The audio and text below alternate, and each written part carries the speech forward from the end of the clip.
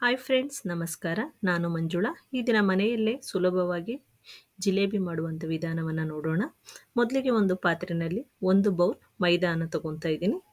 ಮೈದಾಕ್ಕೆ 2 spoon ಮೊಸರನ್ನ ಸೇರಿಸ್ತಿದ್ದೀನಿ. ಹಾಗೆ ಸ್ವಲ್ಪ ಅರಿಶಿಣದ ಪೌಡರ್, 2 ಸ್ಪೂನ್ ತುಪ್ಪನ ಸೇರಿಸ್ತಾ ಇದ್ದೀನಿ. ಹಾಗೆ ಸ್ವಲ್ಪ ಬೇಕಿಂಗ್ ಸೋಡಾ ಸೇರಿಸಿ ಇದನ್ನು ಸ್ವಲ್ಪ ನೀರನ್ನು ಸೇರಿಸಿ ಮಿಕ್ಸ್ ಮಾಡ್ತಾ ಹೋಗೋಣ.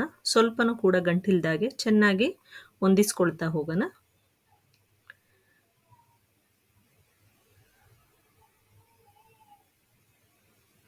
ನೋಡಿ, ಹೀಗೆ ಹೊಂದಿಸ್ಕೊಳ್ತಾ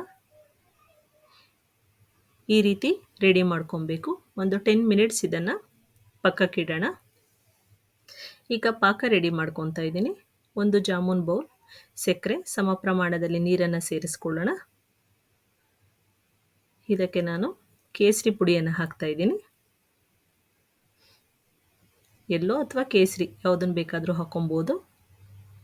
ಸ್ವಲ್ಪ ಏಲಕ್ಕಿ ಪೌಡರ್. ಈಗ ಪಾಕ ರೆಡಿ ಇದೆ. ತೆಳು ಪಾಕ ಇರಬೇಕು. ಈಗ ನೋಡಿ, ನಾನೊಂದು ಸ್ಮಾಲ್ ಸ್ಪ್ರೈಟ್ ಡಬ್ಬವನ್ನು ತಗೊಂಡು ಅದಕ್ಕೆ ಸ್ಮಾಲ್ ಹೋಲ್ ಮಾಡ್ಕೊಂಡಿದ್ದೀನಿ. ಅದರಲ್ಲಿ ಹಿಟ್ಟನ್ನು ಮಿಕ್ಸ್ ಮಾಡ್ಕೊತ ಎಣ್ಣೆಯಲ್ಲಿ ಬಿಡ್ತಾ ಇದ್ದೀನಿ ಜಿಲೇಬಿ. ನೋಡಿ, ಡಿಸೈನ್ ಆಗಿ ಬಿಟ್ಕೊಬೋದು.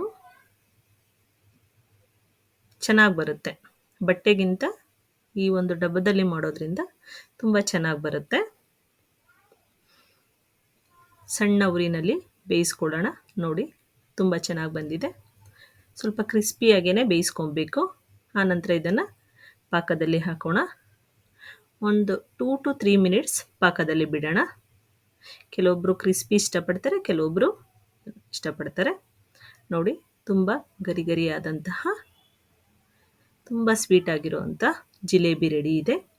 ನೋಡಿ, ಸಬ್ಸ್ಕ್ರೈಬ್ ಮಾಡಿ, ಶೇರ್ ಮಾಡಿ. Thank you.